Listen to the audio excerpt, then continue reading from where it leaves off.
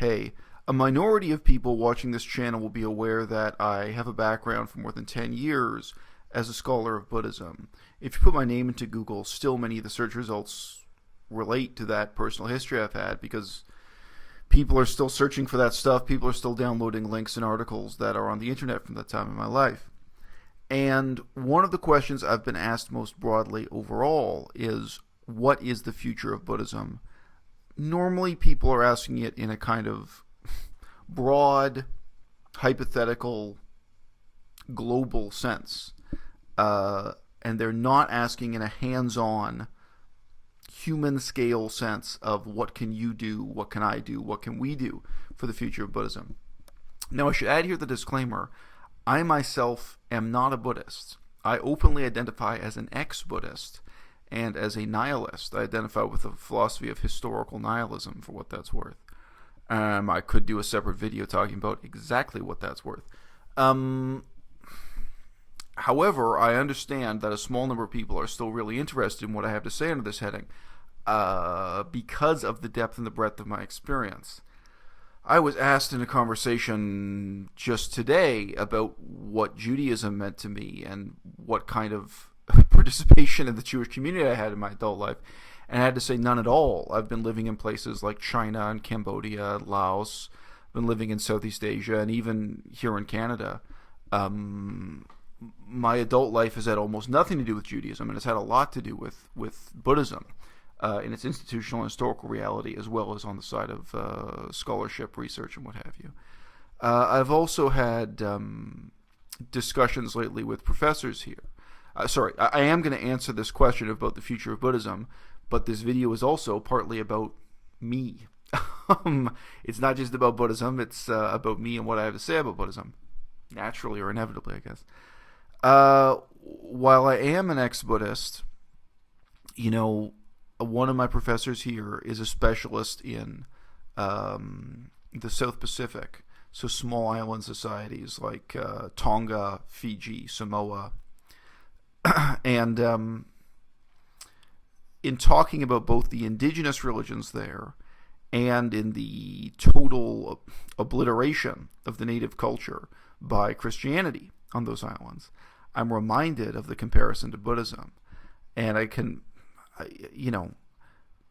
in a very real sense, there's always a question of better and worse with these things. Although I do not believe in any of the supernatural elements of Buddhism, and I never did. I never believed in supernatural Buddhism.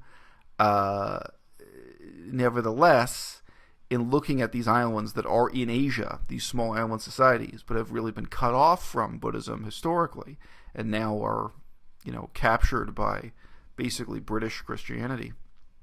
Of course, you can't help but feel that they would be better off if they had been part of the Buddhist world rather than being isolated from it and then colonized by Europeans in this way. And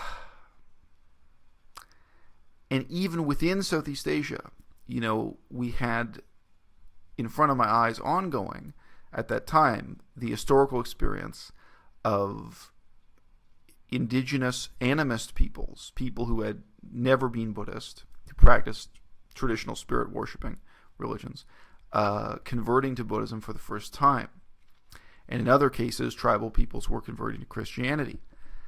Now, of course, many anthropologists would be upset to hear any discussion of these things at all and feel that, the native culture is being destroyed or disappearing when people are making the choice as rational adults to convert to Buddhism.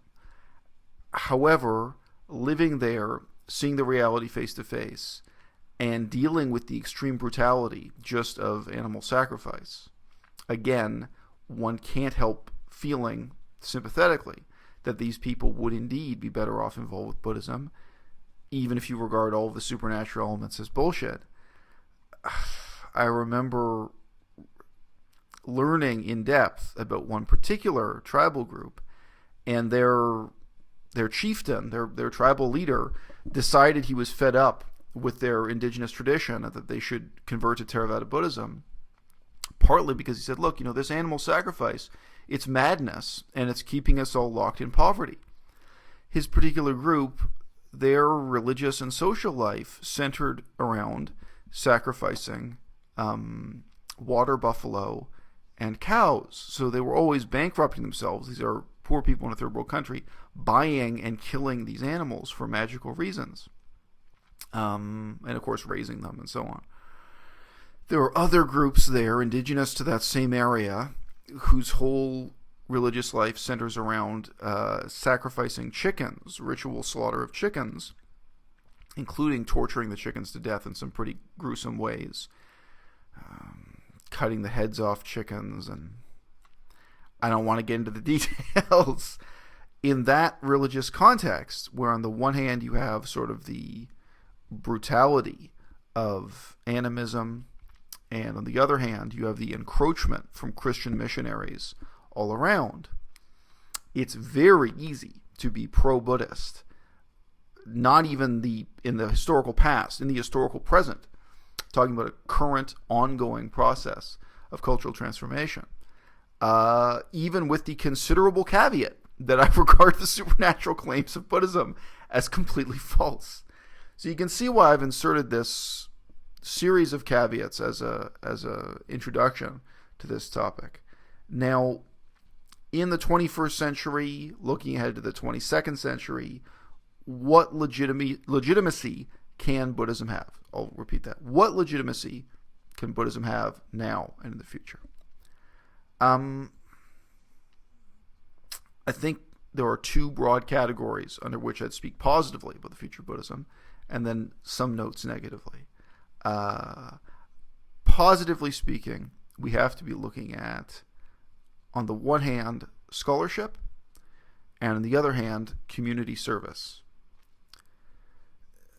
I don't know. I mean, I've had so many experiences with these kind of very cynical Westerners who think they're idealistic, but who really believe in a highly manipulated and insincere form of Buddhism, criticizing me. And these people, white Western Buddhists, tend to assume that my engagement with the religion was purely rational, purely archaeological. And on the contrary, as a character, I have always really appreciated that, for example, people need funeral rituals. I think, funeral rituals are quite meaningful. Again, with no supernatural beliefs whatsoever. I don't think anything magical happens at your funeral, but as a social event to bring people together to mourn the dead and perform some kind of ritual for the dead, I think that is meaningful.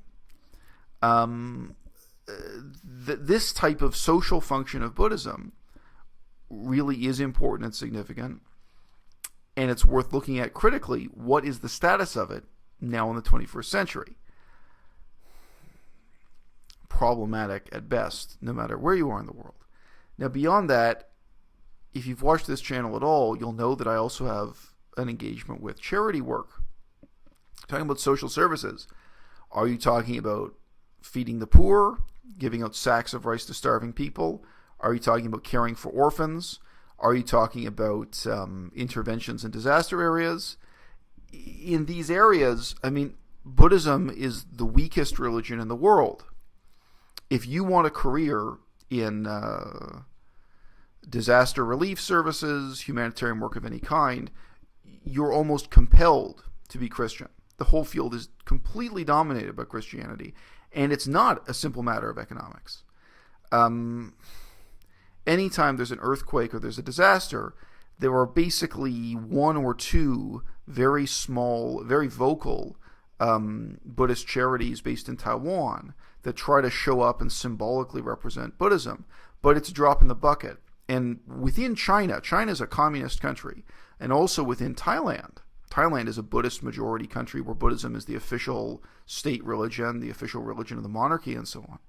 But within both China and Thailand, these types of humanitarian services are completely dominated by Christian missionaries.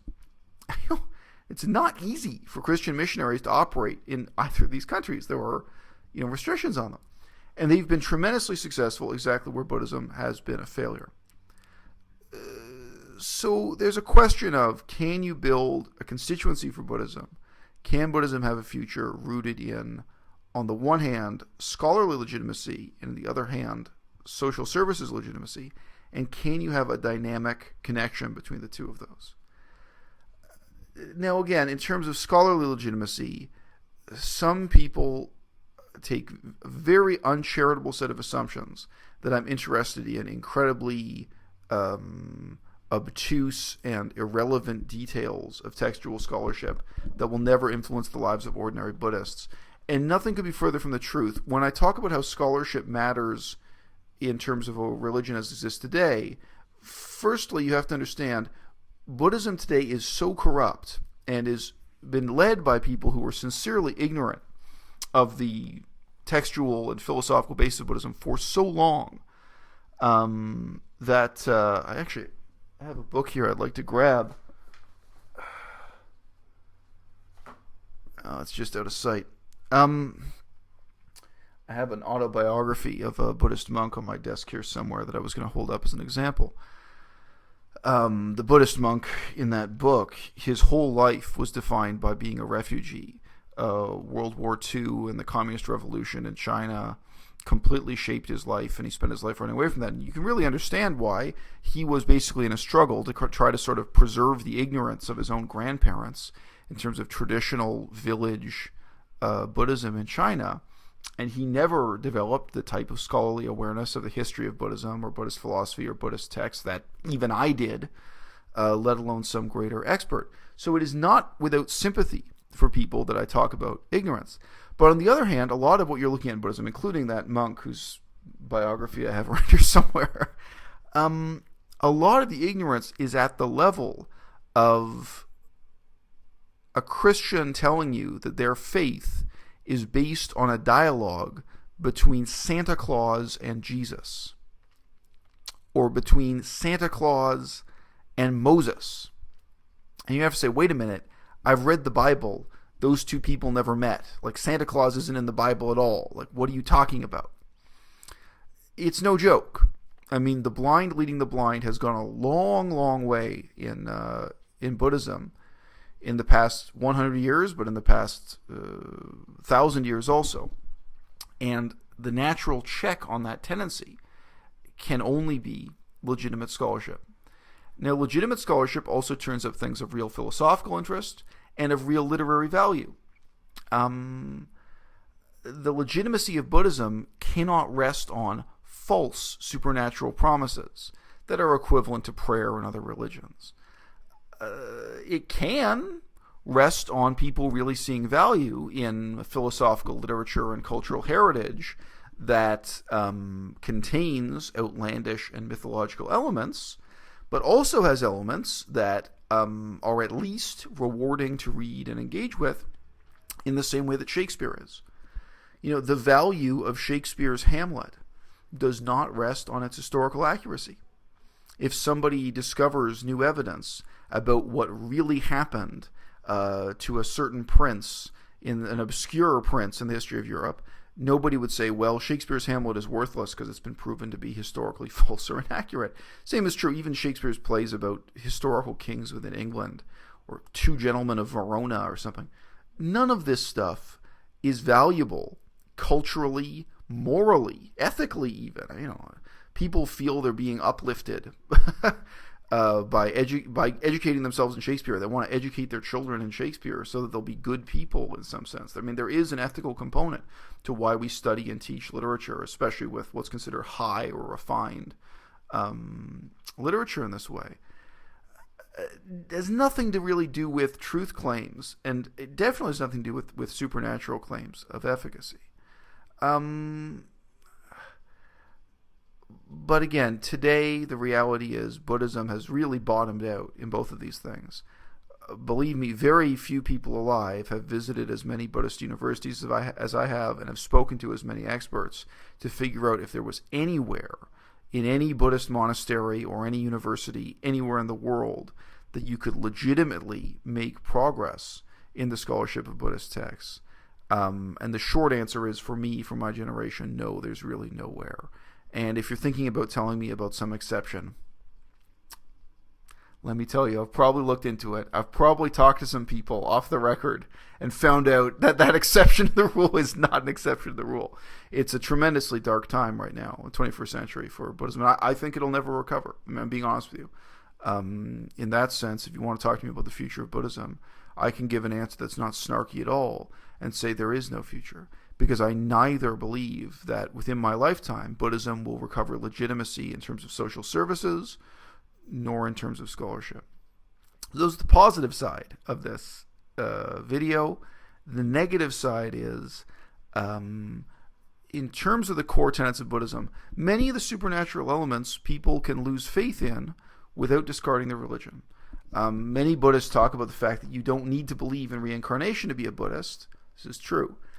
However, the truth claims surrounding meditation and surrounding nirvana, strictly defined, that is a challenge to most people's faith and to how they think about the future of the religion. I can remember reading, and again, I'm really a fan of, authentic village Buddhism. I'm not a fan of just hanging out in the library or the archives. My approach to Buddhism was not strictly archaeological. I remember reading about a traditional Buddhist preacher in the small villages of Myanmar, aka Burma, went from town to town in Myanmar, preaching more or less the same thing for decades of his life. And, one of his great choruses, one of the things he returned to thematically, he would always emphasize to people they should not be trying to go to heaven after they die. They should not be trying to just get a good reincarnation, and they should not be worshiping gods. They should instead be focused on achieving nirvana and on doing good deeds and being good people in order to achieve nirvana in this lifetime, which is quite a rousing and uplifting approach to take, actually, if you know about Buddhism. The vast majority of Buddhist monks do not have the nerve to suggest such a thing, especially not to sort of common peasants in a small village. Instead, they tend to conservatively say, don't worry too much about nirvana, and let's not talk about nirvana because it's pretty philosophically difficult. This guy was saying, no, philosophy is for everybody. Nirvana is for everybody. Well, both as a weakness and a strength. As a challenge to Buddhism now, I think you have to look at a sort of progress that will come from acknowledging that nirvana is just a philosophical concept. And like many philosophical concepts in the Pali Canon, in the Theravada written works that preserve the philosophy of Buddhism, it is interesting, and it is even more interesting when you examine it in its real culture, the cultural context it originated from in ancient India. It's still interesting today, unlike Christian philosophy. I mean, God, who wants to read St. Augustine? The vast majority of Christian philosophy is very difficult to get anyone interested in. The Buddhist philosophy is interesting. So again, this is a strength, not a weakness. But you have to really just admit that nirvana is only a philosophical concept, that both the modern assumptions about meditation and the ancient assumption about meditation are supernatural mythology, and in a simple sense, they are false. I still do not see that as a reason for Buddhism to cease to exist as a religion, though. If you look at the founding of Reform Judaism started off with a charter or a constitution. It refers to the God idea. And it's actually pretty obvious, if you read that charter, that constitution, that the people founding this new form of Judaism, Reform Judaism, they did not, in a conventional sense, believe in God, or at any rate, they wanted to create a version of Judaism that was open to and accepting of atheists, to be frank. I do not think that Judaism holds up as a religion if you switch from God to the God idea. I think it falls apart. I mean, if we're being honest, you can read the whole Bible and you tell me, if God doesn't exist, how much real value is there in this religious tradition? But I actually do not think Buddhism is in a similar corner. I think that you can replace nirvana with the nirvana idea. You can look at that stuff as philosophy, and like ancient Greek philosophy, It's a philosophy that reflects the cultural context it originated in. It reflects the other religions it was competing with at that time in India, especially Hinduism and Jainism, but other religions that have completely disappeared, ancient religions of India that don't exist anymore. And it can be meaningful in its own way. But yes, at some point, the snake oil salesman side of Buddhism would have to stop for the religion to have a future of any kind. You'd have to stop selling people the illusion that they can be happier, healthier, earn more money if they just close their eyes and perform a breathing exercise that is based on a horrendous mistranslation of a completely irrelevant ancient text. And you have to stop pretending that a form of monastic discipline that was absolutely meant for people living in celibacy and living as beggars, living with a literal begging bowl, that discipline can somehow be part of your sexy, urban, jet-setting 21st century life as a bourgeois executive or, Buddhism was not designed to be among the accoutrements of a hedonistic, indulgent lifestyle. Now, the philosophy of Aristotle was. I mean, there were other ancient philosophies that actually fit in pretty well with a lifestyle of even aristocratic self-indulgence, let alone bourgeois self-indulgence. But again, it's significant that Buddhism, as a philosophy, as a religion, as a cultural tradition, still has a lot to offer, even with all these caveats, even with all these aspects taken away. And I can't say that about Aristotle. I've read a ton of Aristotle. In all honesty, the potential is not there for Aristotle to have a positive contribution in the 21st century. I don't feel that way about Judaism, nor Christianity, nor Islam. I really do not think those religions have something positive to offer in the 21st century, and they have a lot negative to offer. And again, if you have a friend, someone you care about personally, who was actually practicing animal sacrifice in a form of animism, you would be so happy for them if they got interested in, shall we say, the civilizing effects of Buddhism as a religion. And if I had a friend, someone I cared about personally, who was practicing Islam, practicing Protestant Christianity, and they told me, I'm going to give it up because I'm really into this philosophy called Buddhism that teaches there is no soul, to live is to suffer, and everything is impermanent. Pretty strong start to a popular philosophy in the 21st century. If I had a friend who came to me and told me that, I'd say, wow, I'm so happy for you. Even though, as I said, I don't believe in reincarnation, and I don't believe in any of the promises that get made by meditation salesmen.